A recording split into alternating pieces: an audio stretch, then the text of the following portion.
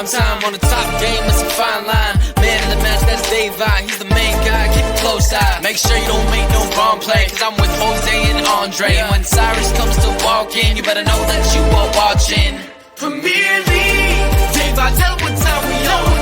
Prime time. Let me hear you say Premier League. Dave I, tell what time we on. Prime time.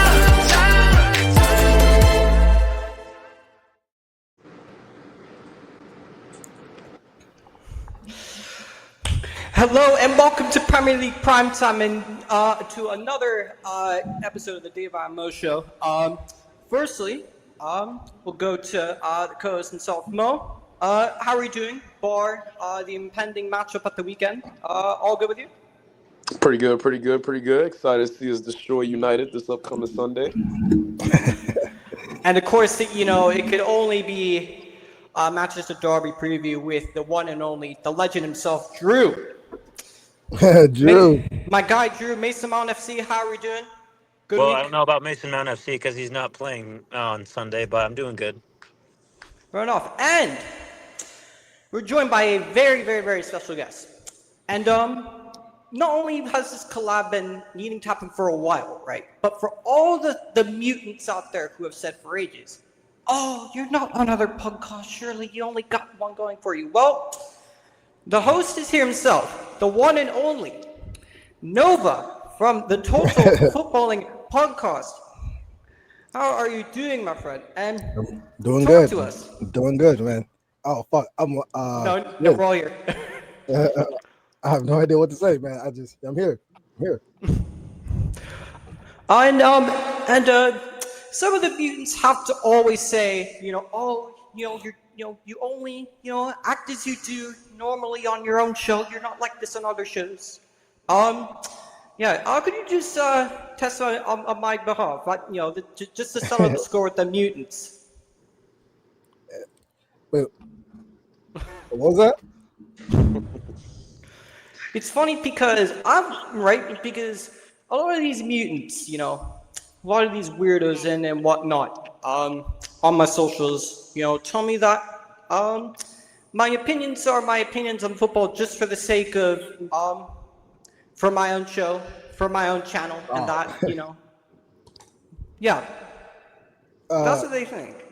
Nah, it's funny. no, they're all wild. No, my show, your show, you know, it's all the same. And yeah, you've heard it from them yourself. Yes, so again, you know, there's something that we love that I'm always all here for. Any anti-mutant propaganda is always welcome here on Premier League Primetime. But getting into the biggest matchup of the weekend, of course, it is the Manchester Derby at the weekend. And let's just start with you, Mo. Manchester City. Any thought? You know, what are your brief, general thoughts on what you've seen so far this season? Summer signings. Give us your some brief thoughts, opinions on that, etc. I love the summer signings that we have, accumulated and brought to this club this year. And obviously with the start of the season, you know, we've always been known to, you know, have like a slow start into every single year coming in. You know, that's just how we play. In the second half, you know, obviously we lock in. But, you know, I'm really excited for this matchup. And, you know, I'm really excited to see us kind of groove into that form that, you know, we're known for. And, yeah, get this dub this Sunday for sure. Looking going into that, speaking of summer signings, Gianluigi Donnarumma has arrived. Has it been confirmed that he's? I mean, I would assume he's going to play, but we don't. Never be safe to assume anything. Has Pep confirmed whether he's definitely playing or starting or not? Or he wasn't training today, but you know, knowing Pep, you know, the lineup is always never predicted. You know, he could hit up with a few surprises. You know, he could start Nico O'Reilly over Vardy at left back, you know, this Sunday, and people wouldn't even, you know, see it coming. But, yeah, Donnarumma wasn't training today. You know, he's definitely getting used to the team, you know, meeting the people, meeting the teammates, you know, forming those relationships. Mm-hmm. And, yeah, but I don't think he will start this Sunday. I think Trafford will still be behind the goalposts for sure. No, fair. And a bit of breaking news I saw wake up this morning, which was a beautiful thing to see on top of the injury crisis, which it couldn't get any worse for Man City. Calvin Phillips. Some of you are saying, who on earth is that? Or wait, you might be thinking, oh shit, this guy still exists. No, he still exists. The player that the mutants once called the Yorkshire Pirlo. And whether you're Total Footballing Podcast FC audience or whether you're Premier League Primetime audience or both, if you tune into both, you'll know my thoughts on all these beautiful modern nicknames that we see all the time for these random players. Can't be bothered with that. Apparently he's been given a lifeline. He's back in the 25-man squad. Any thoughts on that? Overjoyed seeing Calvin Phillips return? Honestly, he's just gonna be there for like an EFL Cup game. I don't see him getting much playing time. Honestly, I think he's still currently injured right now, and he won't really get back into shape until mid-December, according to reports. But we're just gonna keep him there as a rotational player. Nothing special. No, yeah, and I mean, wasn't he brought in for like a huge price, right? Like, nope. Wasn't it close to like about 40 mil? Oh, it's only 40. I thought it was like 50 with like a 50 million total, like a total package of like 50 mil or something like that. I could be wrong. But yeah, apparently supposed to be the what was it, the Rodri competition or the Rodri depth? Whatever it is. Yeah, but now we have Nico Gonzalez, so he won't be seeing much action. No, yeah. As long as he's yeah. City. Oh, well, yeah. I mean, Nico Gonzalez is the Calvin Phillips replacement, I guess you could say. But I mean, I just found that really funny because I just thought, wait, this guy still exists. Oh shit! It was on the injury crisis, right? I mean, which players are injured? There's nobody that's injured. This is these mind games that they play during before the big. That game. is true, though. That is true. Pep does have a thing for that. But who were the players that were allegedly injured? Well, we know Marmoush is injured. Right? Marmoush is out for sure. Yeah, Marmoush is out. Marmoush is definitely gone. Cherokee's out. And for the Man United, wait, who is? Ryan Nori, yeah. And Foden's been in Amsterdam. I don't know what he's been doing in Amsterdam. Oh, he was in training today. He's good. Oh, he's back. Yeah, he's back. Okay. Casper the Ghost is back, people. He was never injured. Man like Casper, man. Man like Casper the Ghost. Casper Foden. Was Vardy there? Vardy was also back in training as well. He's expected to start this Sunday. Okay. All right. Looking at this game, though, and with the injuries, how do you think Pep is going to approach this game? And what do you think would be the best, tactical setup, for this game in regards to whether it's formation? Because Pep changes his formations like 1,000,001 times. As we've seen so many times. What are your thoughts on that? I definitely expect Trafford to keep a starting role here this Sunday. Because starting Donnarumma straight off the bat, that's a little bit too fast. I mean, that's just not how Pep has been as a manager, regardless of him being at City, Barca, Bayern even. He's never done that.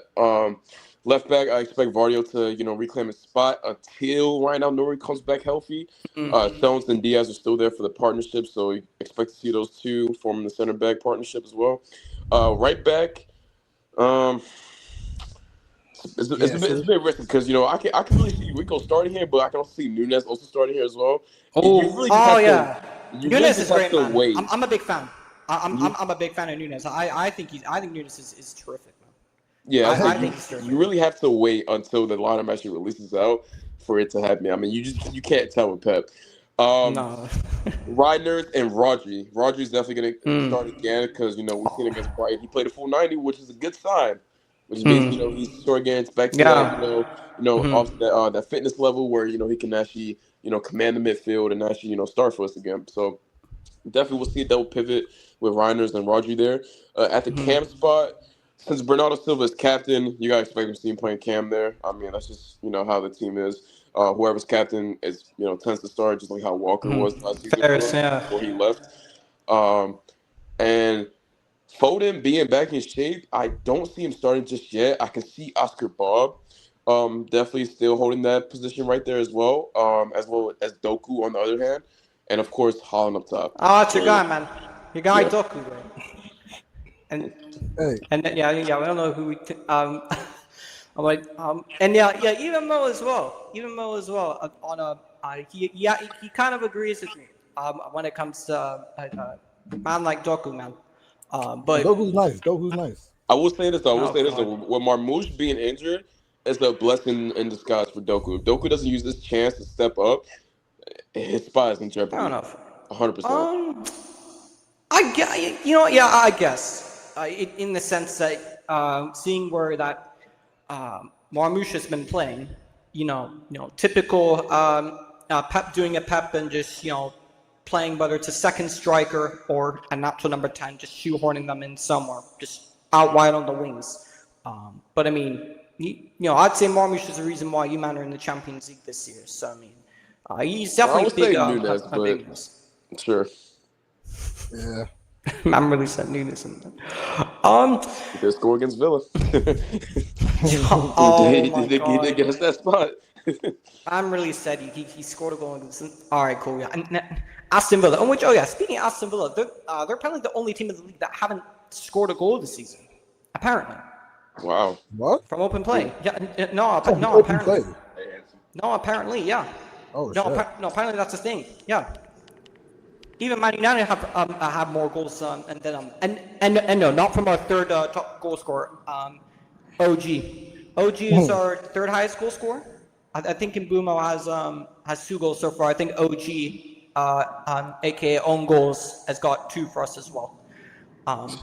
But looking at your opposition, what do you think or what players you think could be key in exposing Man United's weak points? Any player.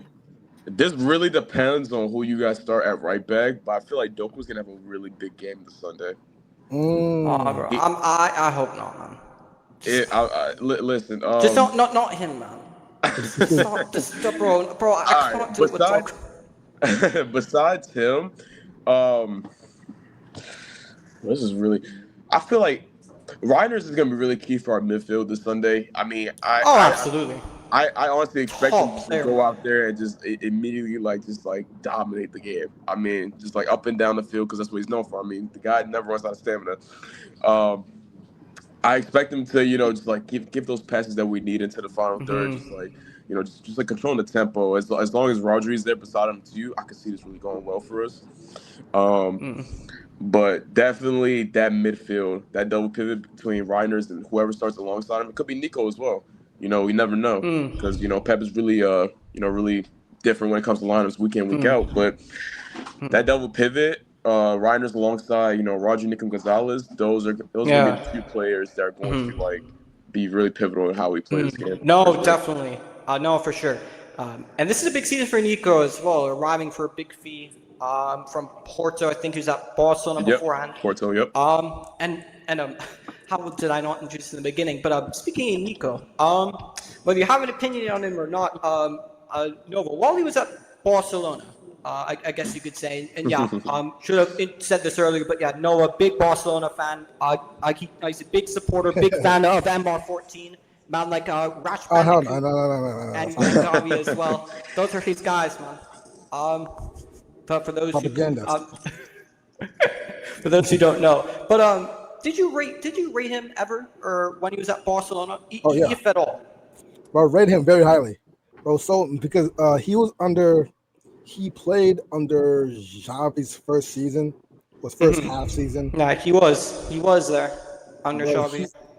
He was like Busquets, but with a little bit more physicality. Oh, not the mind of Busquets, right?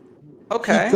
He couldn't do what Busquets could do on the ball, but he made up for it for what he could do off the ball, which was running, tackling, and all that. Yeah. So, rate him very highly. Wow. All right. Very, very high praise. Because how also a big fan of Rodri as well. Big fan of Rodri as well.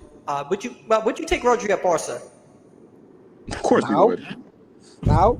Yes. No. No, just age-wise. No. Okay.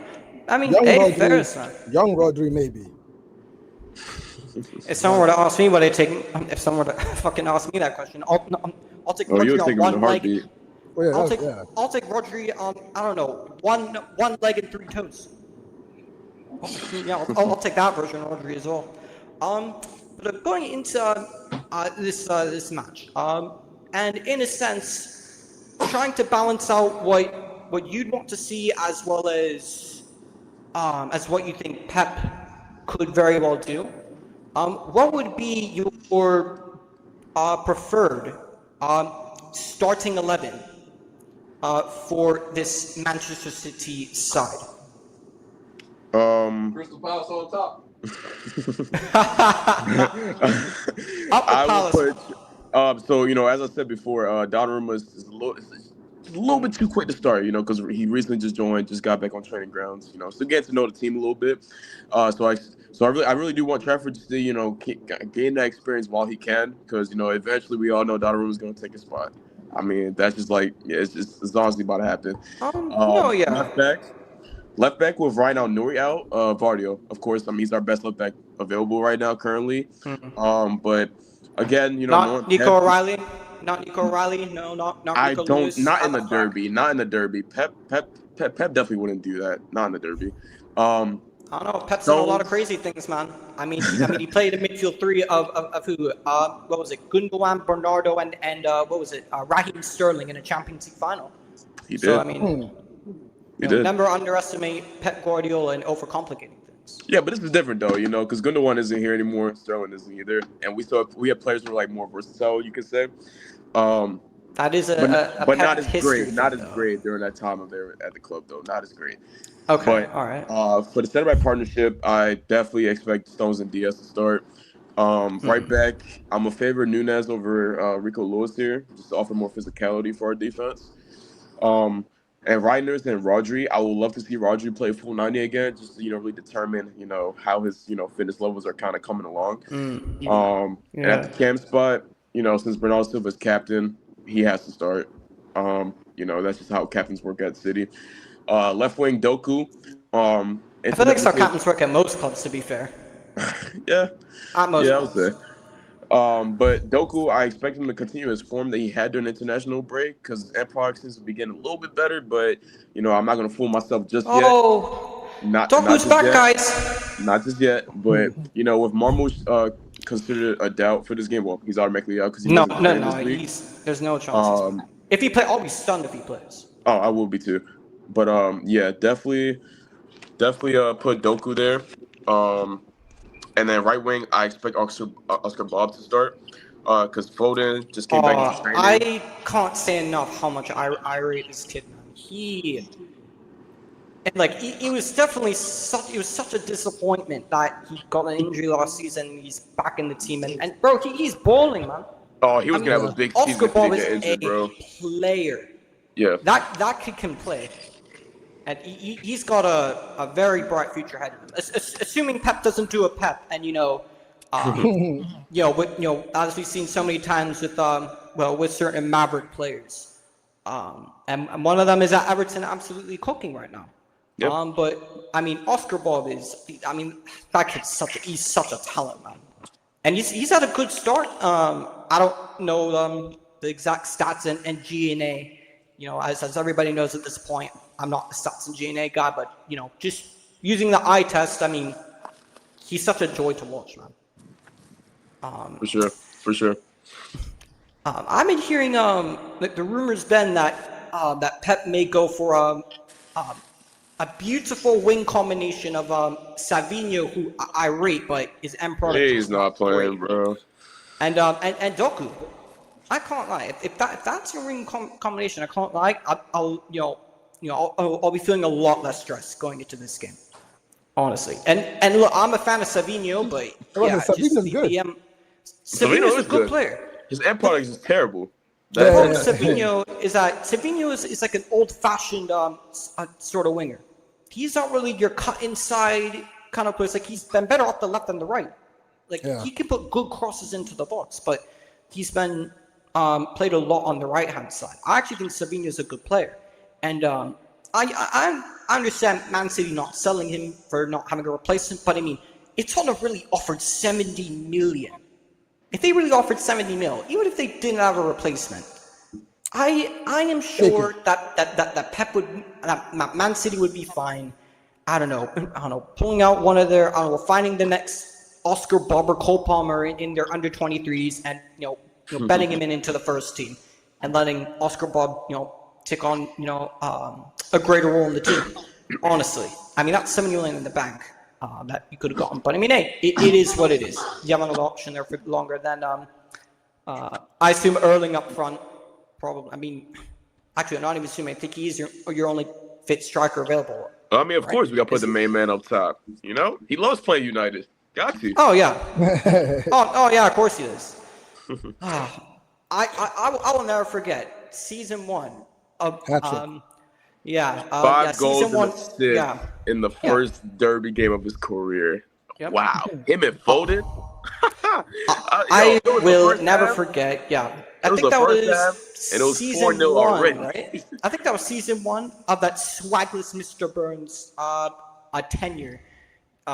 We were on good. Yeah, we were on really good form. We were on very good form. Going into the match, and I wasn't overly confident, but I was confident that we could get something out of the match, and we just got absolutely smoked. It was already 4-0 by halftime. It was 4-0. And because I ain't gonna lie. Because listen. Foden had it. After that game, McTominay got dropped, and Casemiro got his place in the team. Listen. I remember. Foden had a great year the season beforehand, but I didn't expect that performance off of the first derby of the season. I think at that time none of us expected it because we were actually in good form. We were playing, half decent football. Half decent, yeah. And was actually good. The spine of our team at that time, because that poor fucking swagless forward decided to not make all these stupid changes, and he kept it relatively simple. Didn't tweak too much. Varane, Lissandro, De Gea in goal before we had the reign of terror that's finally come to an end in my flipping football club's goal. McTominay, who the Donnarumma situation, I find really interesting because I remember when Casemiro came in, McTominay was performing, and there's a lot of debate of when's McTominay gonna get dropped? Surely Cass will be in the team, and Ten Hag didn't bring him in, and some people were thinking, why is that the case? And this is going to be very rare. It's going to be very rare. And if and on whether it's Monday or whatnot, if you want to have this clip for TFC, you can play it. I will give Eric Ten Hag some credit. Yes, you've heard me correctly. Oh my goodness, really? I will give him some credit for actually doing the right thing. Because what he actually done was the right thing. Because it's if something's working, and not in the sense that it's it's something that's working, but it's really just a short-term thing. The performances McTominay was putting in were very, very good performances. And, yes, you have your brand new midfielder in Casemiro, but, it didn't make sense to take off a player who was one of our best performing players. And, yes, if McTominay's one of your best performing players, then, yeah, you kind of know where you're at. But he was playing well, and it didn't make sense. But that Manchester derby, yeah. That was go for it. McTominay is a very underrated player. Oh, he is. Eyes. Oh, 100%. He is. Oh, he is. 100%. For United, he was banging goals. McTominay, yes and no. Then and there, he was. Yeah. The problem with McTominay, it was a very similar problem with Pogba in the sense that and let me explain, in their physique, big, tall, strong, whatnot. Because he has that physique about it. Naturally he was played as as a number 6, as a defensive midfielder. In typical Jose Mourinho fashion, I remember when he wants to make a statement. I remember, I think it was a game against Drew. Correct me if I'm wrong, but it was a game against Southampton, I think, in 2018, where he played a beautiful centre-back partnership of Jones and McTominay at centre-back, which is one of the most horrid things I've ever seen in my life. Oh, and of course, they had Ashley Young at right back as well, which makes things a million times better. I remember, but, McTominay, I've said it a million times. Scott McTominay is a good squad player, but nothing more. Scott McTominay is best near the edge of the box. And if he didn't come through, and look, Man United have given so many players careers. I can't lie. And McTominay's one of them. The one thing I will say is that everyone's like, oh, why'd you sell Scott McTominay for so cheap? He had 1 year left on his contract. So if we didn't sell him that summer, we're getting nothing for him. And Napoli offered £35 million. It's either you take that or you get nothing for him. Those are your two options. Yeah, those are your two options. Take 35 mil now, or you get nothing in the summer. Did Napoli renew him yet, or no? What is it? Napoli? Did Napoli renew him yet, or no? His contract, not that I know, but I imagine he will get a contract renewal. But look, fair play to McTominay, man. Yeah. But Scott McTominay could not be having a more perfect situation. He's literally playing under like the perfect manager that suits him to a T in the kind of football he plays. He's allowed to roam, make his make his late runs into the box. Man like Bellingham with less PR, Scott McTominay, man. But I mean, look, the funny thing is, he would be perfect in this team right now. Oh, he would be. He would be. No, he absolutely would be. Oh, this Man United team. Oh, he'll make your midfield 100 times better right now. Because the issue is that you can't play him out of position. Difficult. That's really not that difficult. I mean, I'd rather have all three of you in my United midfield pivot than fucking Gallagher in my midfield pivot. Like that. That's just not that hard. I can't. I don't know. I've never seen you three play football, but honestly, I'm sure at least you three could probably pass the ball forwards more than 5 yards. If you could do that, then you're already better than Ugarte. I can't lie. I can't be seeing that guy on my team. But before we move into the Man United part of it, Drew's just left at the most inopportune time to be out.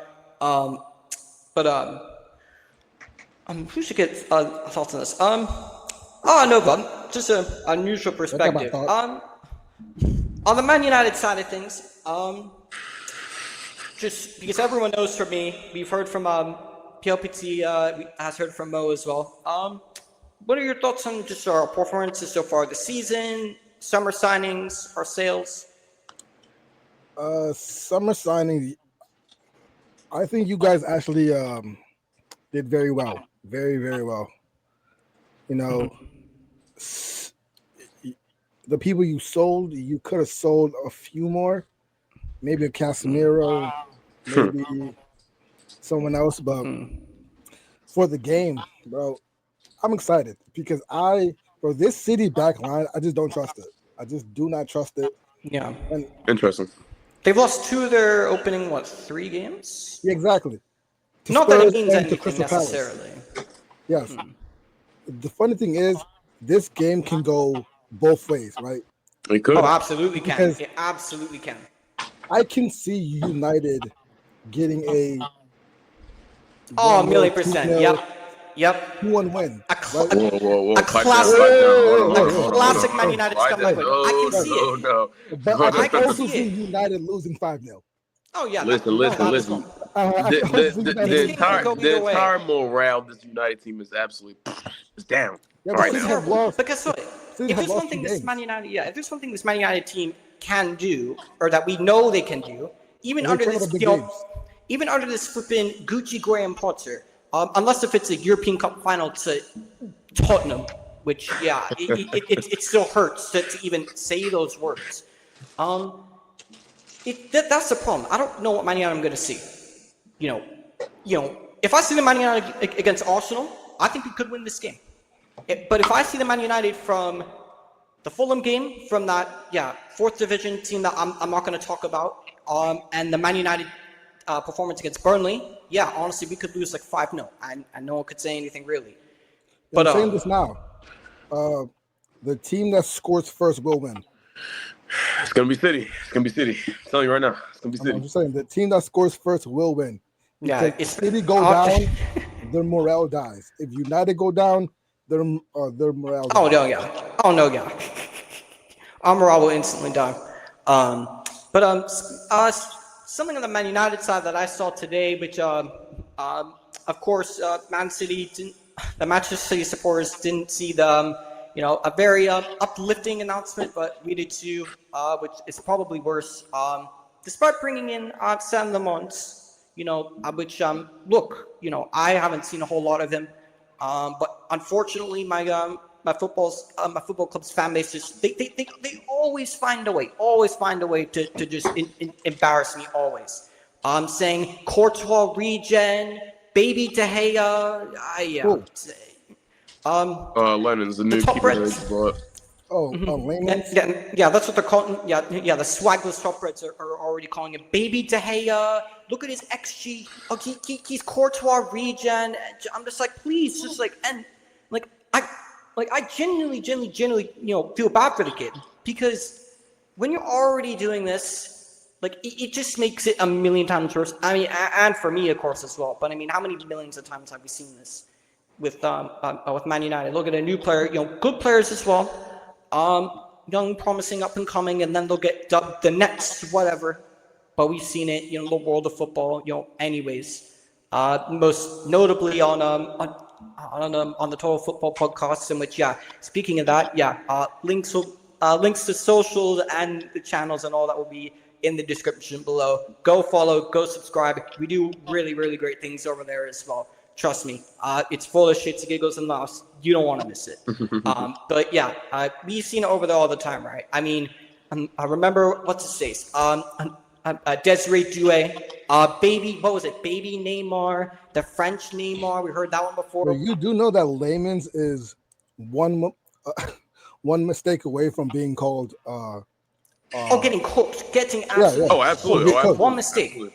He is. He is. But one mistake. But you know what?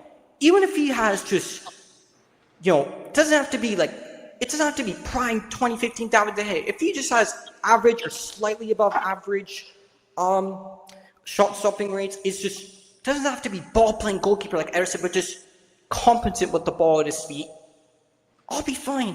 If he's competent at claiming crosses, I'll be fine, because that's already light years better than the two goalkeepers I have had to put up with these last 2 years. Which Onana gone and out the door. I can't lie. Best of luck to him.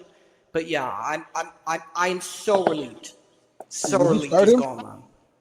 Who? I was gonna say. Ruben Amorim said that he was gonna to play. Yeah. Oh, good. All right. Yeah, he was gonna. Not that bad in my eyes. Not great. And I don't know where Drew's gone. That's no first big mistake starting buying Derek Gold, bro. Yeah, but I'm not surprised. Mistake, bro. I'm not surprised. I don't really think Binder's that bad. He's not bad. He's not bad, but he's also not great. He's different from Onana. No. He was slightly better than Onana. I'll give him that. He was slightly better than Onana. Yes, he's better than Onana, but oh wow, he's better than Onana. Great job. I'd rather either of you two in goal. Like honestly. Oh, not me. No. I remember the Arsenal game, right? David Ryan, Gabriel. Bayern was Arsenal's best fucking player that game. He won them the game, by the way, with that goal Arsenal scored. He's the reason why Arsenal scored. This fucking guy, man. No, but that's not fair. They put Bayern in a full Nelson, bro. They put Bayern in a full Nelson, and they scored off of that. Come on. For fuck's sake, man. What was I gonna say? But going into this match, right? Binders in goal anyways, but I kind of predicted that. I wanted to see Lummens in goal, but you know what? Knowing what this team is capable of on the negative side of things, you know what? Rather him not be in goal for that. Just in case. I'm not trying to traumatize our brand new goalkeeper, too early to tell how crap this team is. I wonder if what's going to happen with Xerxes or Sesko. I mean, the good thing, not that it's a good thing he's injured, because I never wish injury on anybody. But I need Mason Mount just to not be fit for this game, just so I can finally see Sesko play. I mean, he's been one of your bright players recently, though. Yeah. Or Xerxes, which and as always, free the footballers, free Kobe, free Xerxes from this flipping Haramarim terrorist. I'm tired of this dull football that this guy plays. I'm so tired. Most said it earlier, but if Diallo starts at right wing back and Doku starts, Diallo gets subbed off at like half. Doku's gonna cook the living shit out of him, bro. I don't know. Doku will cook Diallo for 90 minutes. It's not even gonna be funny, bro. I'm telling you. If I see Diallo at right back, who won the last game? It's done. It's done. If Ahmad plays at wing back, I don't know about that. If Ahmad plays but that's the thing. Like Ahmad's not even a fucking wing back. But we're so rubbish that I'd rather have Ahmad at wing back than flipping Obrigado, man like Dallo. So homie. No. What's happened with you need a real defender. You need a real defender, like Nova said. You really do need a real. Or I'm telling you right now, Doku's gonna have the game of his life. A field game of his life. If Pep, I'm telling you, if Pep lets Doku play his game after seeing Dallo or not even Dallo, Amad Diallo at right wing back, it's cooked. I'd be more worried if it was Dallo. Trust me, right? That's crazy. No, honestly, man. Look. Even if Doku can get some janky goal, which I wouldn't be surprised if he did, because that's some typical Doku rubbish, man. That's not gonna change my predictions. I mean, you'll probably get a goal and all that, but homie, if this team makes this guy look like prime Neymar, I'm going to lose it. I'm going to absolutely lose. If you start Diallo on that side, he will. Yeah. If you start Diallo on that side, he will. I'm telling you. The prime R9. Because if Marmoush ain't here, bro, Doku locks up that left wing spot, and it's gonna be done. You start Amad. Man said Doku locks up that left wing spot, bro. If Doku plays, cool. Of course. If Doku plays, cool. I'm calm, man. Unless if it's Dallo. No, even worse. You need an actual defender, though, not a midfielder. Oh god, I can see Mazraoui playing at wing back, and poor Mazraoui will get fried, and he's not a wing back. But I could see the manager throwing Mazraoui out there and him getting absolutely fried. I can see it. I can see that happening. Your best bet is Dallo. Oh god, I can't with Dallo, man. This guy's rubbish, man. He's not good. This guy can't play wing back. Diallo can't either. Yeah. But as a wing back, at least Ahmad can attack. This guy can't flip and attack to save his life. And at least Ahmad also has good defensive work rate as well. I'd rather have that. I'd rather have that than flipping Dallo, man. Honestly. And speaking of wing backs, where on earth is Patrick Dorgu? He's had a good preseason, but nope. What have I seen the last game? Nope. Dallo back at left wing back again. Why is Dallo so undroppable, man? I don't understand that. And Kobe Manu, I think we all know the situation on him, but there's no chance in how Kobe starts. And I was going to say, very good chance he doesn't play. I would be really surprised if I see Kobe Manu in the starting lineup. Oh no, I'd be stunned. I'd be stunned. And I'd be stunned. The flipping Amorim Kobe relationship, it's almost carbon copy for me. The way that bull fucking swagless sword was treating Ahmad. Don't think I forgot. Don't think I forgot when that charlatan against Fenerbahce played. When I thought it was a 5 at the back, he played Mazraoui in the 10. Don't think I forgot that. He played Mazraoui in the number 10. Yeah, I remember that game. Oh, of course. It's that team selection scarred me for life. Bro. And he had Ahmad on the bench, and he brought him off the bench the last 2 minutes. No, that's gonna traumatize me forever. Right on. But yeah, look. If we're gonna get anywhere, expose Man City anywhere on the pitch, where do you think Man United would be most capable of exposing Manchester City? What do you guys think? Exposing us, the right back spot. We don't have a right back. I mean, Nunes is okay when it comes to just making those runs into the final third, but regardless of that, he's not a defender. Neither is Rico Lewis. Rico Lewis is a midfielder. So it's like the lesser two evils for your two options at right back. Who usually plays the left center back spot? Left center back spot is usually Stones or Diaz. It really changes during the game. It's not really like consistent. Okay. Yeah, but the audacity of our board going through this entire summer and not signing a single right back. Yeah, it's crazy. The audacity, it's beautiful. It's beautiful. Because that means we actually have a chance. We actually have a chance. You have no chance.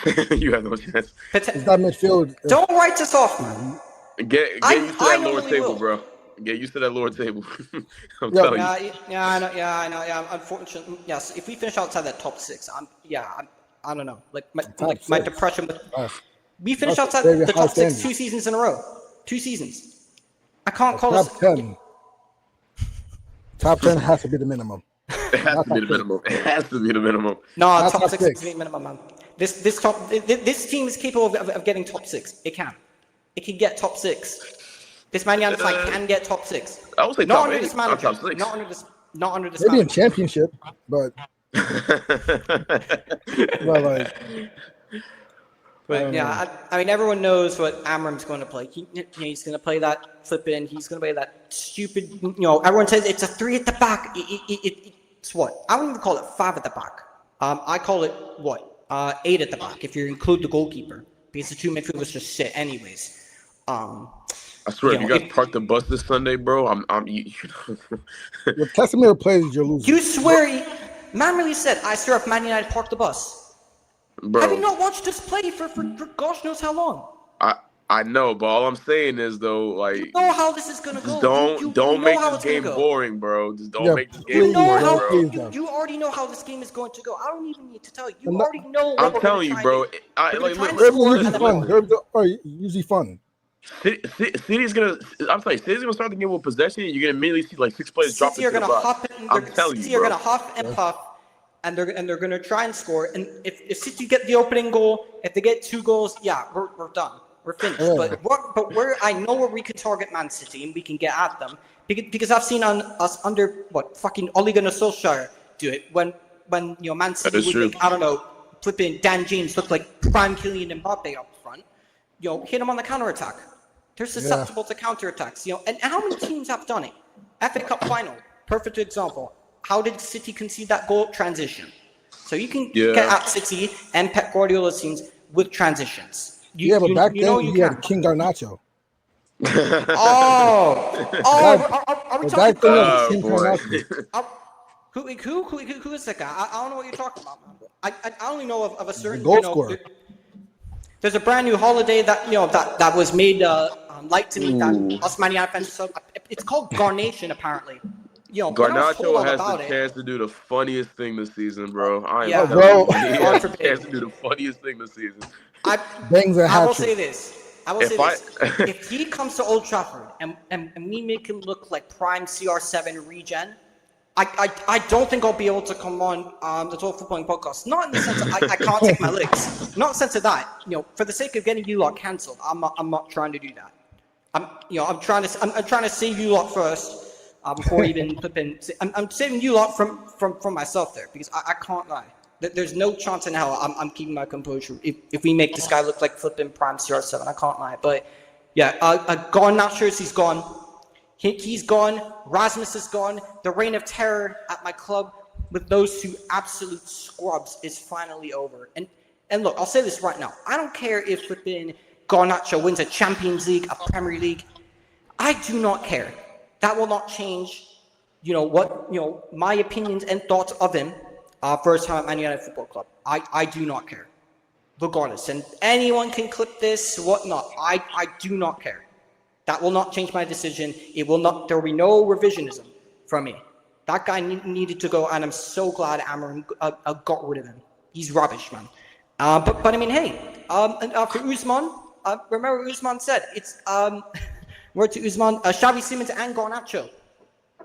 It was supposed to be both. But no, his reaction to that Garnacho signing. Oh, it's hilarious. Yeah, it's Chelsea's fault, man. And you know what? It had to be Chelsea because they did such a kind and generous thing by giving us Mason Mount, so we had to return the favor, man.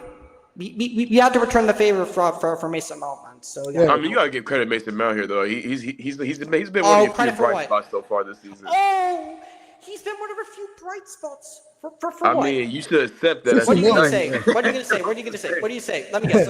It's gonna be one of three things. Oh, he's one of your hardest workers. Oh, he presses high. He's really intelligent, and he's a good lad. He gives 100%. No.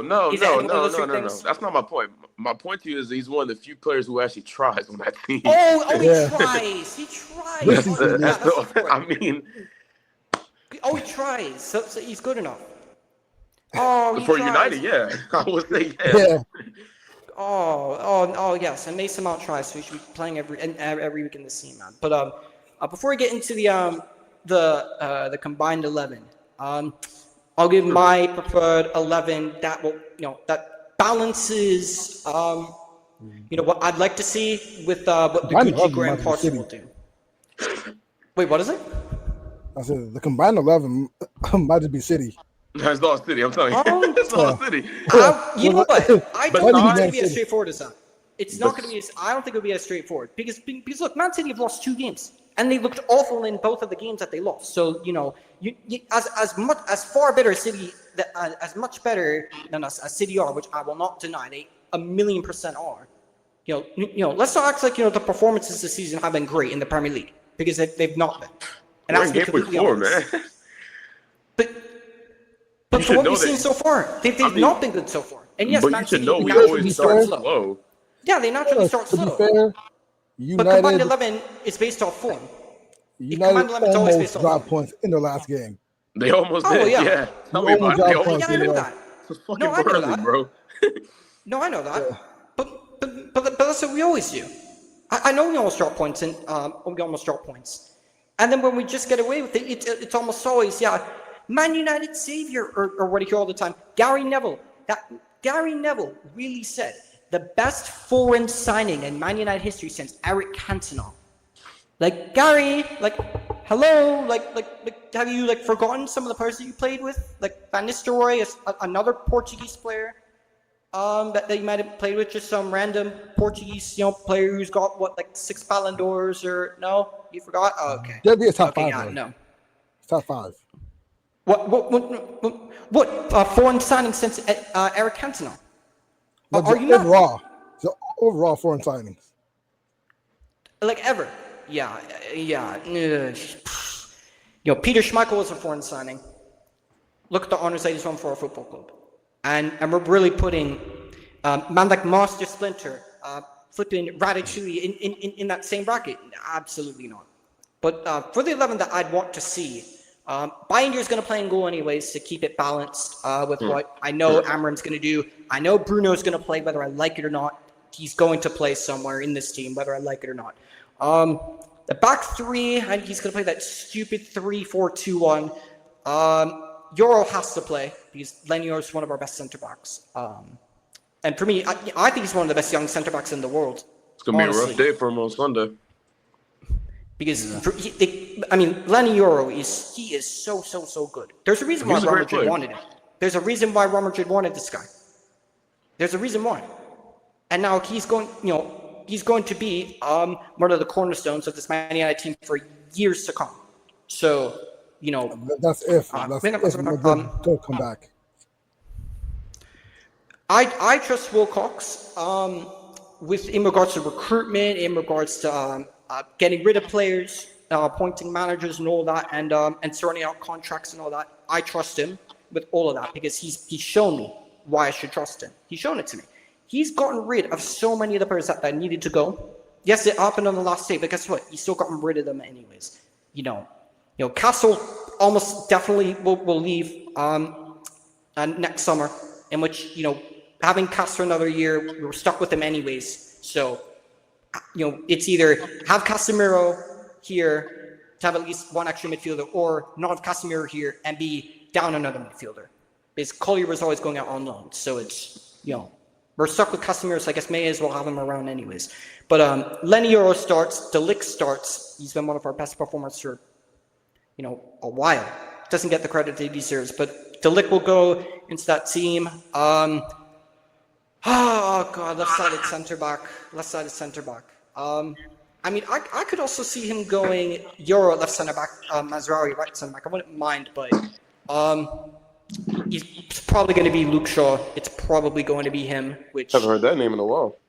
at left, you know what? I've said it a million times. At left centre back is his best position in any team. And you know what? When he plays left-sided centre back, you know, especially against Man City, he's done well historically, whether it happens again or not. So. And for me, for the options that we've got, it's either him or flipping Lord Farquhar. So a man like Lissandro, the Butcher, and Luke Shaw defending those wide areas at the side centre back. I'm much more comfortable with him there than Lissandro. So I'll have Luke Shaw there. It's probably going to be Casemiro, isn't it? Because the other midfield options, you know, Kobe isn't going to play. Yeah. Which is, it infuriates me that some of this fan base are Amorim manager over player. Your player FC, if you don't back Amorim. Yeah, if any Man United fans are seriously backing the manager over keeping Kobe Mainoo at the club, you need to. I'm sorry, and I'm not even gonna mince or bite my tongue here, but you need to go. But you need to go to a footballing rehab institution if you want to check this out. Because what has Amorim shown during his time here that warrants backing him over, a potentially generational talent? And it's not even a question. Our best academy product we've produced since what? Mason Greenwood, Paul Pogba, in terms of a pure ability. And he's actually shown it for us. FA Cup final, he's shown it on an international level. This manager's shown nothing. So then your two options are Gallagher or Casemiro. And Casemiro can at least pass the ball more than 5 yards backwards and sideways. So, I guess you go with Casemiro in that sense. Please bring Dorgu back to the 11. If Dalot plays at left wing back, I'm actually finished. I'm actually finished if this guy plays left wing back. And I can see it happening. I can see it happening. I can see him playing Dalot left wing back. Oh, God. But just... The winger's going to cook for us, man. If I see Dalot and Amad Diallo on both wing backs and backs. Well, there's three players that we have to choose from. Well, sure, maybe Mazraoui, but not really. So our options really for the wing-back slots, you got Dalot, you got Amad and Dorgu. Choose the least, choose, I don't know, the two least shit solutions. And the two least shit solutions to that are Dorgu and Amad.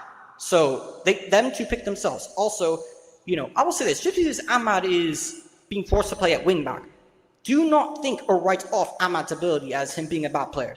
Because Manchester City, don't forget what he done to your football club in the last Manchester derby at the Etihad. Don't you forget that. This is a different City team though you're talking about.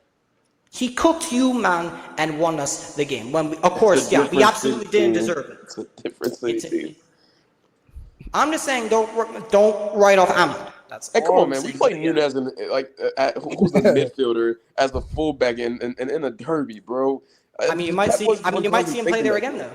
You might see he's much better than what we seen last season, offensively and defensively.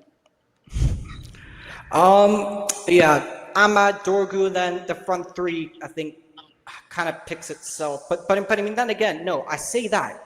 And then the Gucci Graham Potter just always finds a way to surprise me in the most disappointing way. Watch somehow Mason Mount, be on one leg and he plays. No, just watch. I remember that against Grimsby. Mason Mount, left wing back. Just watch. Yeah. But my front three, Cunha on the left, which I hope he gets going soon, man. But I'm sure once he gets his first goal. Playing. Yeah, Cunha's not playing. Cunha's injured, isn't he? Cunha and Mount won't be there.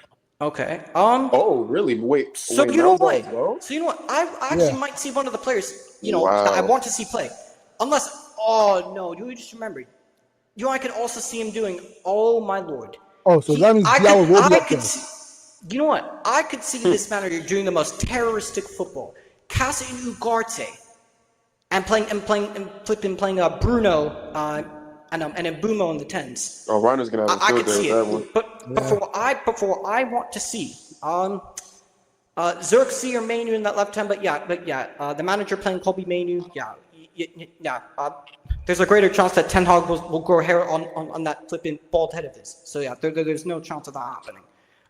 So what? I'll say if you have Mbeumo on the right, then maybe Xerxes on the left, and then Šeško up front, maybe. But the options aren't great. It's really not. I mean, Xerxes is a very good footballer, but just the options what we got to work with aren't. It's not great with this formation that we play. But into the next segment of the show, combined 11. Best time. So keeper. I'll let Nova be the temporary host of this segment. Temporary host. He'll be the decider if we can't agree on something. So combined keeper. 11s. It's always based off form. It's based off form, and if it's like really the same form, then yeah, you can I guess use like quality or whatnot as like a rule breaker. Just to give them the ground rules. But No problem. anyways, what formation should we play in this combined 11? 4-3-3, I guess. Yeah, classic 4-3-3. Okay, Yeah. all right. In goal, move on. I think Trafford. I think it's better to have Binder, to be honest, because Trafford's last game. No, guys, come on. Oh, come on. He no. Trafford made it 2-1. He stopped it from making it like 4 because Brighton was on our ass all second half. No, that's what I'm saying. No. I'm saying I agree with you. Anyone who's trying to give any two goalkeepers or goalkeepers that we've had so far this season any sort of validation for why they should be in the team, just come on, just don't even. That's what I'm saying. So no, I completely agree. So I mean, I guess Trafford in goal for now because Donnarumma's not a goal. We're not counting Donnarumma. Donnaruma's not playing. No. Okay, so Trafford in goal. So right back. The options you got and always say the options before, even if it's fairly obvious for the viewers, you need reminders, So right Matthews, back, what are your Nunez. options? You got Dallo, you got Mazraoui from Man United side, and then Matthews, Nunes, and Rico Lewis. really Lewis. Lewis. terrible options all around. I can't lie. Yeah. Dreadful. They're not great. They're really, really not great. So who we picking? Lewis. Oh God. I mean, I guess. He's I done mean, off it. of form. Lewis. I mean, off of form. I mean, is I guess so. Lewis. Yeah. All right, first. I mean, if there's like a position that's hard to do off of form, we can then account ability, which I mean, that's the only reason why I'd even throw Mazraoui, because if you were doing this off ability, Mazraoui trumps all three of them. Mazraoui is not only a better footballer than all three of them, he's a better right But back. has Mazraoui played this season? No, he hasn't. Which is why I'd be fine giving Rico Lewis or Nunez the starting right back position because Mazraoui's not really played. Otherwise, I'd bring Mazraoui into the team. Which reminder: £12 million we signed Mazraoui for. I still stand from what I said last season. He's one of the best signings made it in the league from last summer. 12 million. So are we going with Rico? Or are we going with Rico Lewis. Rico Lewis. Rico Lewis? All right. Centre backs. I'm taking a centre back position. Stones I'm taking a has centre to back be in the position. starting lineup, bro. There's no I'm way. taking a centre back position. I'm taking one. Yes, we've been rubbish. Who? Euro? Your or Delic, I'll take either one. But Man United's getting a centre back in here. You're getting a centre back into this team. Okay, I agree. fair Ruben enough. Diaz hasn't been great. Stones is in the starting lineup. There's no way you don't All put him in right. the lineup. Stones and okay, so Euro. you're choosing Stones. Okay, who do you guys prefer? Your or Delic? I think Delic's been better than Euro this season so far. Yeah. I think so. I'll go with him. Yeah. All right, I'll go with Delict if we're going off form. All right, Stones and Delict.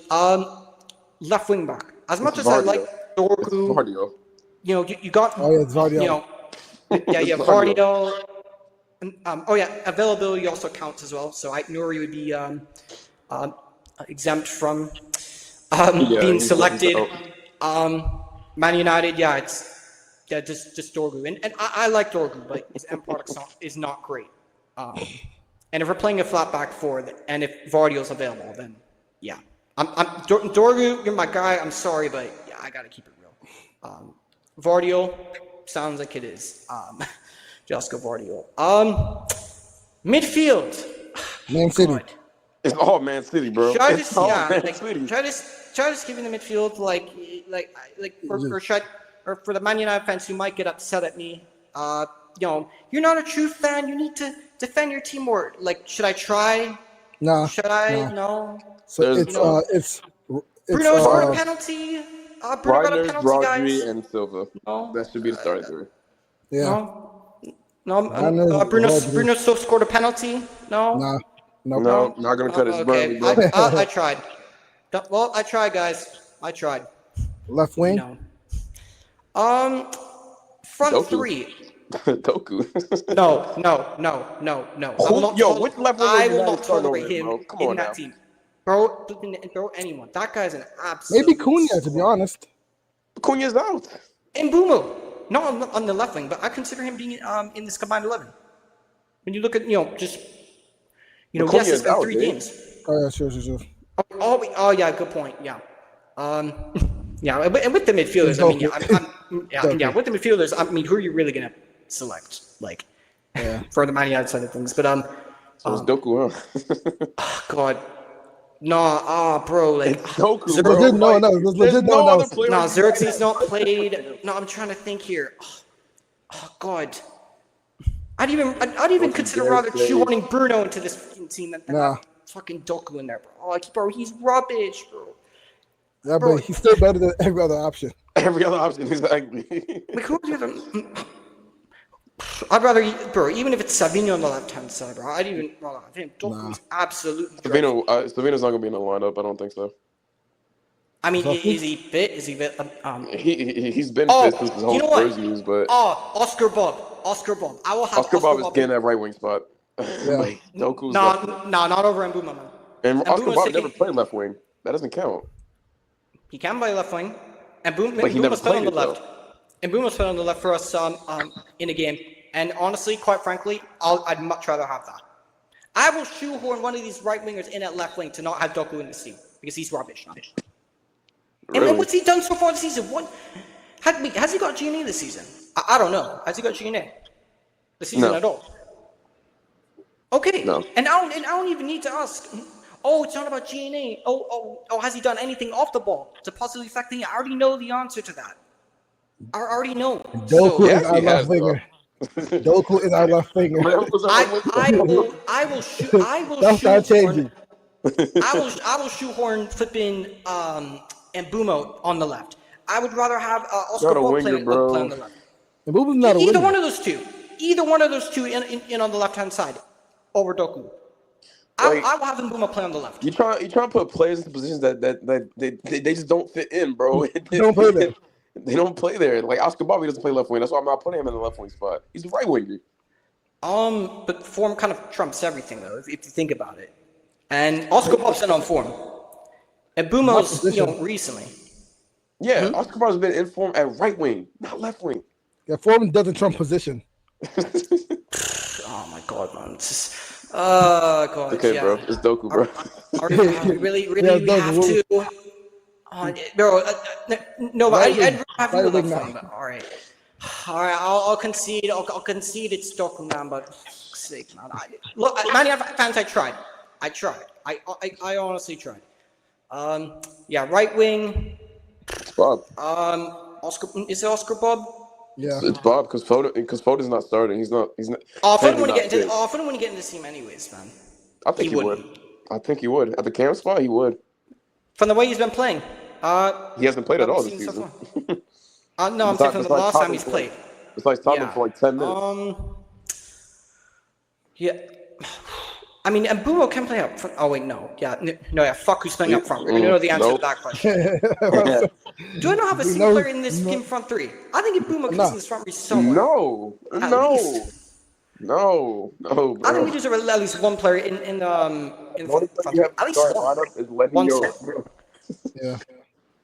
Damn. Okay. All right. I'll concede. Fair enough. We don't have to ask this last question. It's Haaland. It's Haaland. No, yeah. That's right. That's why I said. Yeah, that's why when I said, oh, maybe up front, I said, yeah, fuck, never mind. Yeah, we know he's playing up front. Yeah, I know that flipping blonde vitiligo Lukaku's going to be playing up front anyways. I know. I know he is. So yeah, he's there anyway. I know Erling is going to play up front. So yeah, there's no point. But yeah, yeah. To recap this combined 11 before we just do like a brief overview of like just because there have been a bunch of other things going on in the Premier League aspects I think we should touch on. The combined 11 in goal you have James Trafford. Right back you have Rico Lewis. Yep. Center backs you have Delict. Delict and Stones, right? Yep. Left back, Vardio. Midfield trio of Bernardo, Reinders and Rodri. Gianni Reinders and Rodri. Wait, Rodri's fit, right? Yeah, he's fit. He played tonight against Brighton. Yep. Oh, okay, all right. And then front three you have Oscar Bob on the right, Erling Haaland up front. And that Belgian Nico Williams on the left side. Which actually wait, no. As much as I don't rate Nico Williams, that's disrespectful to Nico Williams. That's disrespectful to Nico Williams. Nico Williams is way better than flipping Doku anyways, even though they're so damn similar in the way that they play. But yeah, that's a combined 11. Unfortunately, Man United fans, do always say you don't support your team enough. You're not positive enough. You didn't try hard enough. I've tried. People, I really did try. I really did try my best, people. But getting just a very brief Premier League segment, just to because there have been some a bunch of things going on in the Premier League. Chelsea, Usman. Hello, don't think we've forgotten about Chelsea and your boy Maresca. His boy Robert Sanchez, Cucurella. 74 charges. 74 charges. Wow. That was fast. If you don't know, but apparently they're from a bunch of things done in the Roman era. Do you know what the nature of the charges are? Because I'm not sure exactly what they are. But one of them, some of them, it's like they spent money that it wasn't on the official books of funds spent. It was they're coming from third party investors or. I heard that their 2021 Champions League is in jeopardy. Yeah. Also, during the signing of Eden Hazard, they paid. Oh yeah. Roman was agent. tapping up players. Yeah. So Sir Alex would do, Sir Alex would do that all the time. Alex Ferguson would do that. Sir Alex not paying agents all the time. Oh no, not paying agents. I'm saying in the sense of going to the players' home and more or less tapping them up. Trying to convince them to sign for the club. Yeah, I knew Roman done that, and Sir Alex done that back in the day. Yeah, that's not a surprise to me. Also, just saying, if at the end of all this they end up losing that 2021 Champions League, I will make sure. No, that would be awful for me. Usman does not miss. Oh yeah. That'll be too fast. But no, I can't. Two reasons why I don't want to see Chelsea lose that Champions League for two reasons. First, just from a more, and they'll have one less Champions League less, but also, imagine how imagine how awful that would be for Thomas Tuchel, because Thomas Tuchel done something that, regardless of who you support, should be given a standing ovation. He won a Champions League with a front three of Timo Werner, Mason Mount, and clinical, but I need a striker Kai. They were good that year, though. Really good that year. No. Blood money. Havertz and Werner done little to fuck all in that run to the final. And to be fair to Mason Mount, he had a very, very good season, and he was pivotal in that run to the Champions League final. He pulled his weight, and he was very good in the season beforehand. So Havertz did do the same. As much as I can't stand that flipping Mason Mount signing. You know what? In those first two seasons for Chelsea, fair fucking play, because he pulled his weight. Dave. Yeah. I have to say that I have the bounce, but okay. But thank you for having me on, bro. Thank you for having me on. Big up to Noah every single time. To Noah every single time. Big up. I don't See know what how happens to on Monday. use this shit. Oh, I will say one thing though. Regardless of the result on Sunday, Monday podcast rate be fire. Oh don't yeah. wait. Fire. Don't worry, I will be there. Just so, if we get cooked, we get smoked. You know what? Yeah, you lads. I always turn up. That Europa League final, I did not want to turn up, but I still turned up. Well, Love to do every time you didn't turn up, but hey, I'll always turn up. So, big up. adios, man. Oh yeah. All right, see ya. All right, continue on. Big up to Nova every single damn time. Honestly, top guy, top host. I'm so glad he initially reached out to me to have me even a part of the show. Huge blessing, man. Top guy, top host. It's got some high level footballing IQ. Maybe some of the Barca glaze is a bit of a rule breaker for me. But I mean, everyone has their things. But to continue on with some of the rest of the Premier League stuff. But if Chelsea lose at Champions League, if they lose, a lot of things, you know what? It's not all going to be bad for Chelsea, because at least they'll be able to hold on to, at least one thing in particular. At least they'll still have a very, very good left wing options. They'll have Evil Saka, man like Evil Saka, man. They'll still have binary Gittins, who all the mutants are saying he's got more potential and he's got a higher ceiling than Sancho. Yeah, whatever. I've heard things like that 1,000,001 times. And best of all, they're still celebrating Garnation. I'm going to be celebrating Garnation for if he somehow stays for the length of his contract for all 7 long years that he's there at Chelsea, man. Or if not that, the 2 or 3 seasons he's there. And plus, on top of that, the additional, 3-4 years he will spend inevitably when he gets sold to Arsenal. We all know that. Long live Arteta, man. It's going to be a beautiful thing. It's going to be a beautiful, beautiful thing. Is Cole Palmer back and fit or no? I'm pretty sure he's getting there currently. Okay. Good thing I asked because later, I definitely make changes to that fantasy team and getting rid of Pedro. So Pedro's still going to hold up that 10th spot there, for sure. Oh, João Pedro's been holding up, since he's been at Chelsea. I can't lie, man. Yeah, that is true. What team next? Oh yeah, Lucas Paqueta. That was one I really wanted to talk about. Have you seen when he posted on Instagram? No, I haven't. What did he post? Let me go to his Instagram, innit? But yeah, he posted something.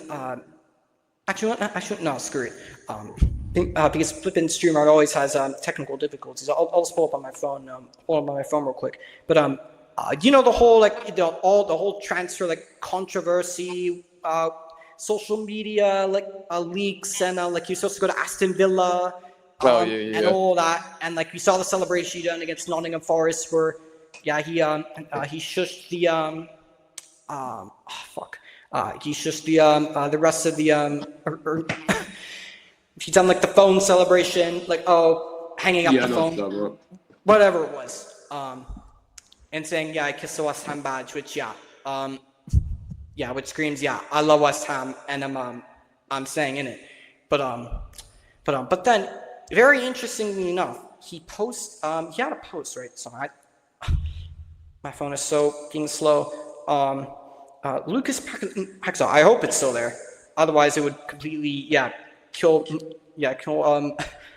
all my legitimacy. I swear down. It's right here. This is his caption. And the post, it's him doing this with the West Ham logo and kissing the badge. His caption says, it's about choosing those who welcomed you, who never judged you, who believed in you until the very last moment, who loved you and made you feel at home. It's about staying loyal not only when you had everything, but also when there was nothing. It's not, and this is the interesting part. It's not time to say goodbye yet. Let's go together for one more season. Heart emoji. Come on, you Irons. And yeah, the Irons hammers emoji. Yeah, very, very interesting. And look, people say this in life. I overcomplicate everything, and that could be. I don't know. I'll leave that up. That could very well be the case. However, those last two lines. It's not time to say goodbye yet. Let's go together for one more season. Like, do you feel like that just like screams, he's leaving this summer? I honestly think he might leave this January, a bit sooner than people expect him to leave. He said, let's go for one more season.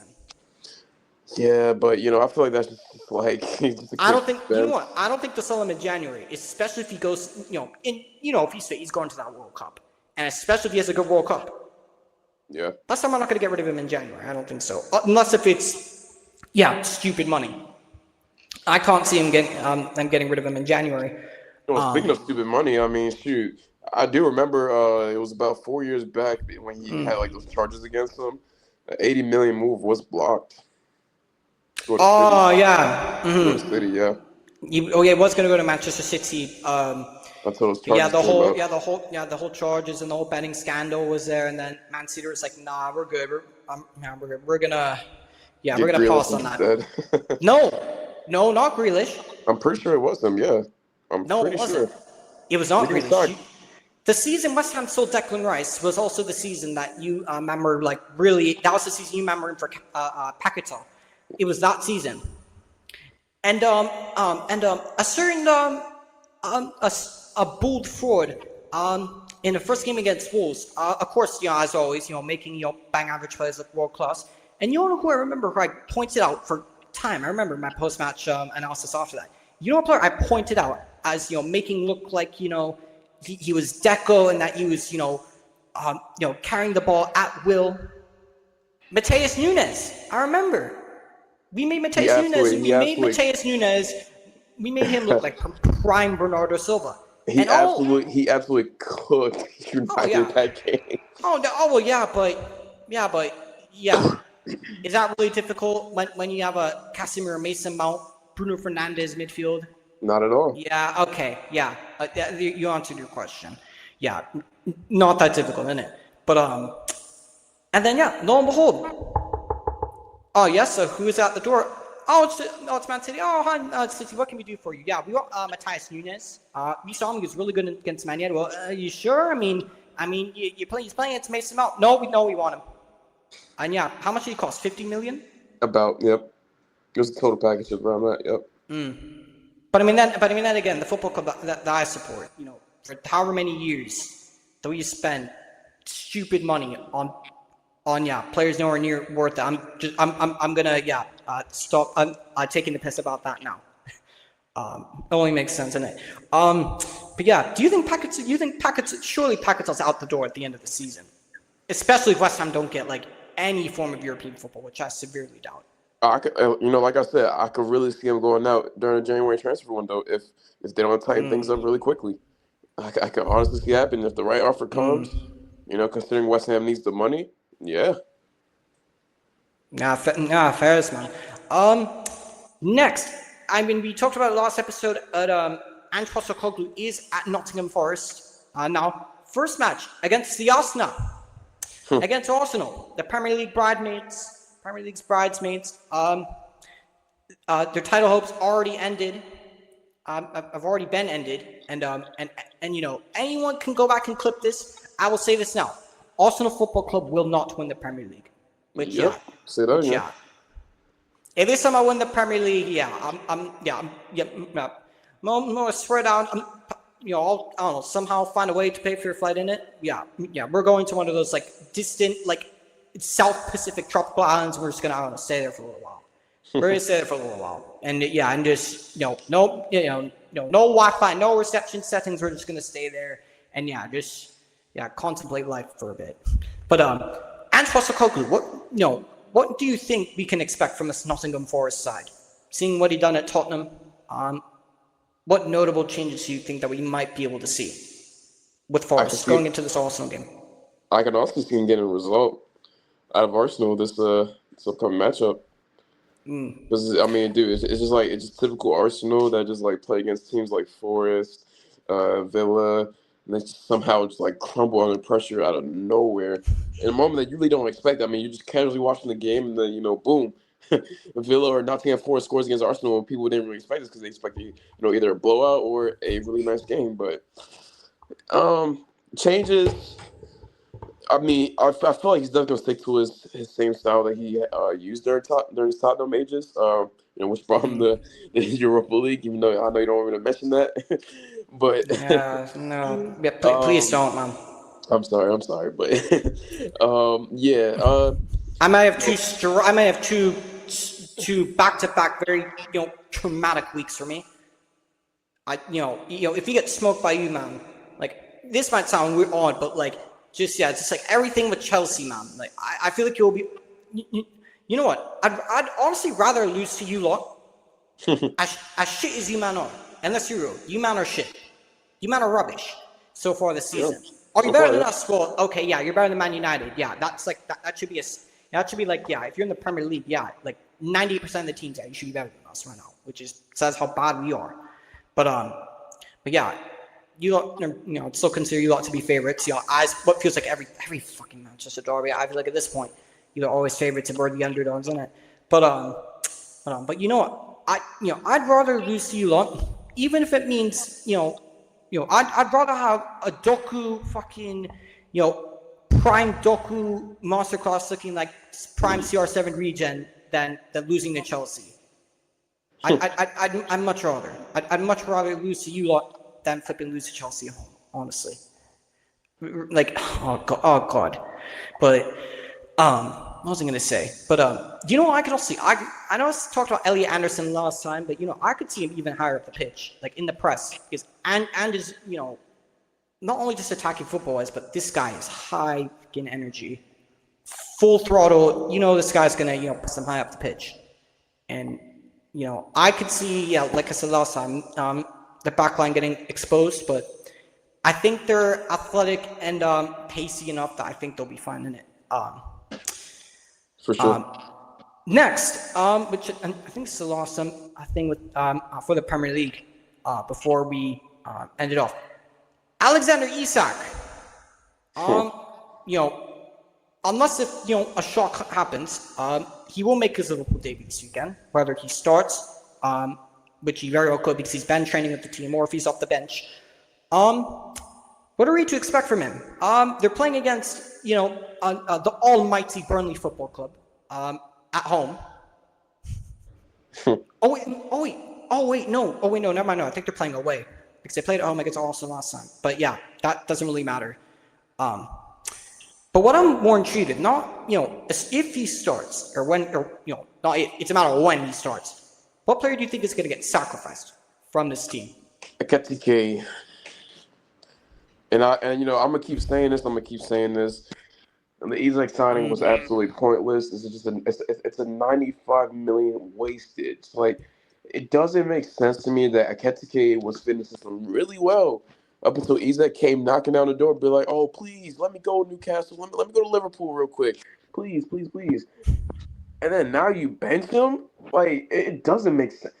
Mind you, he's up there with the top scorers right now currently in the Prem. He even assisted too on his debut as well at Anfield. And you mean tell me you're gonna bench him because Isak's price tag was worth more? It doesn't sit right with me. Do you know what I also think they're doing? They're preparing for after Mo Salah, because they're not renewing that Mo Salah contract. Not this time around. Definitely not. And so I think I'm not saying Isak's a Mo Salah replacement, but they're going to be running. Well, where are goals going to come from? Well, you got Ekitike, and assuming that maybe won't be that consistent, because I know he'll probably have dips as most young players are new to the league. I give them benefit of the doubt. They do. But if this is the Isak, we see more time, or the Ekitike, we see more times than none. I mean, as you've seen, even when he's not getting GNA, like I say, for feels like 1,000,001 times. Guess what? He's still affecting the game in a positive way. and you have that, and you have Isak, just play a fucking front two. You can play a front two. Gakpo can drop deep. Gakpo can play in the 10. We've seen him do it from in the 2022 World Cup. He can play in the front two as well. So, you have... That's something that I could potentially do post Mo Salah, but with Mo Salah now, yeah, I could also see Gakpo getting sacrificed too. I could see Ekitike being tried out on the left, or even Isak out on the left. I could see that. Isak can play out wide. He's got the fitness, and before he became this number 9, he was playing as a left-sided forward. He was. No, he was. So that's something that I think we could see, but I think Gakpo is going to be the one to be sacrificed. I don't think it's going to be Ekitike, because why drop a player that's been playing so well for you? Why? It doesn't make any sense. Again, the price tag talks. I mean, it's really the only justifiable answer here. But it's not just the price tag, though. Even if the price tag was what? If they paid the same amount as we paid for Sesko, for example, and if he's putting these kinds of performances, you still don't drop that player. Excuse the language, but fuck the price tag. If you're performing, not only performing, but especially if you're also getting, G&A, then why should you be dropped? I don't see a reason why. But I know Ekitike didn't score in the last game, so no. That shouldn't be a big enough excuse. But I can see Ekitike getting dropped though, because I know Arne Slot that really trusts Gakpo. He really likes Gakpo, and I like Gakpo too. He's a good player, but I could see Ekitike getting sacrificed on it. But yeah, was there anything else big happening in the Premier League this weekend with any fixtures? What other big fixtures are there? No. Because I feel like there are. Besides the Derby and no, other big matches. There's for the Premier League this weekend, isn't it? There's some, but aren't there a couple London derbies this weekend? I could have sworn there are. Oh yeah. West Ham are playing Tottenham this weekend, aren't they? Yeah, they are. They are. I forgot about that. They are. Kudus is going back to the Olympic Stadium. Kudus is gonna go back to London Stadium. That's gonna be a nasty, man. And he's gonna drop a masterclass. I'm so intrigued to see what's gonna happen. What Kudus will do if he scores. What he'll do, if he'll celebrate or not. I'm genuinely so curious to see. A couple other matches that I think are going to be really, really interesting. Maybe not as not as attractive by name. Actually, no, 3 of them. South Coast derby, Bournemouth hosting Brighton. I think that's going to be a really interesting game. Yeah, sure. Both teams playing very, very, I'd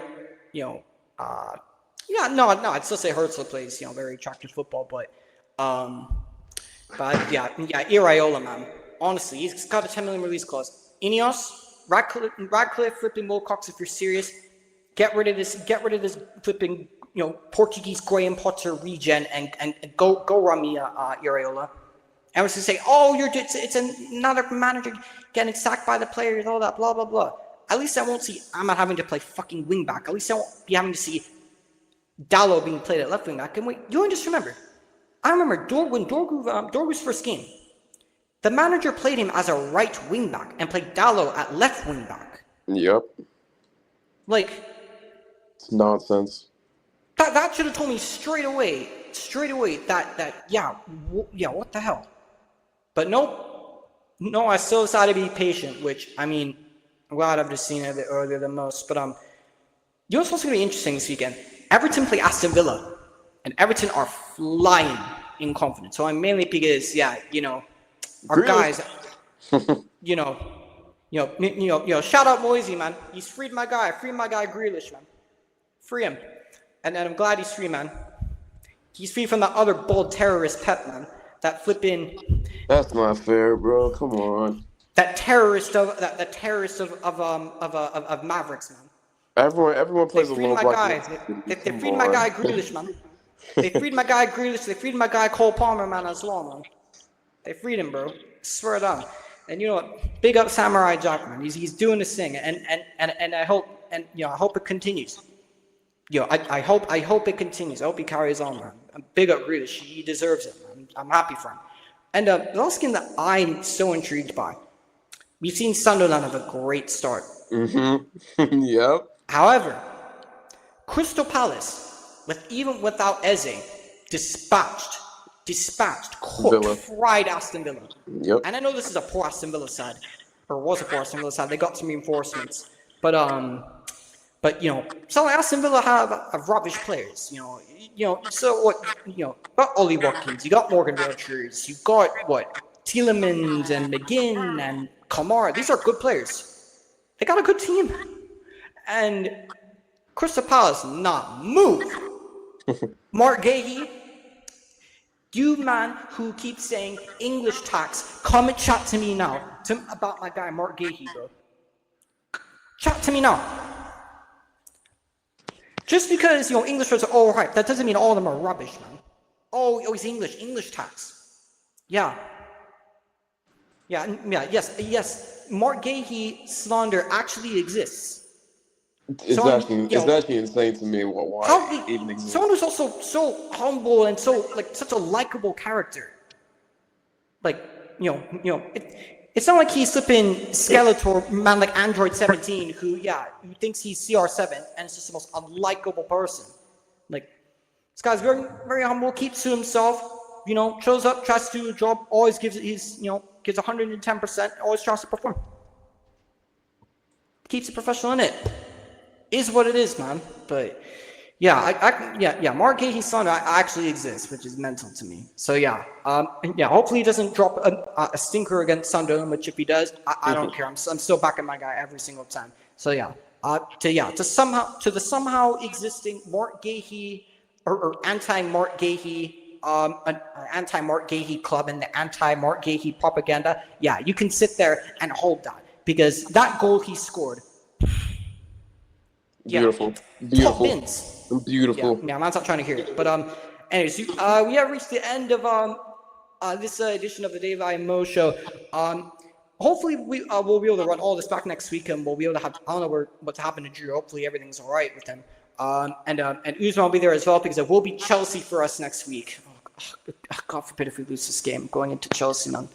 And then God forbid if I see the worst possible situation. If I see Android 17 if I see an Android 17 assist, I'm strongly considering not. Like I said, I'm probably not going to the podcast on Monday. I'm not, and not because I'm not. I'm trying to get out of it. It's because I'm not trying to get you man permanently banned from Patreon or YouTube or Instagram or however or whatever platforms or wherever else we're also on TFC. But we reached the end of the show. Anything else? That watch along, we're still doing it, right? Shit. As long as you're up for it, innit? Yeah. Absolutely. It's a great reminder. Yeah, we will have a watch along for the Manchester Derby. For sure. Mm-hmm. We will have a watch along for the Manchester Derby. Such an announcement. Assuming there's no stupid last minute changes. On Monday, the Fab Four, we are back.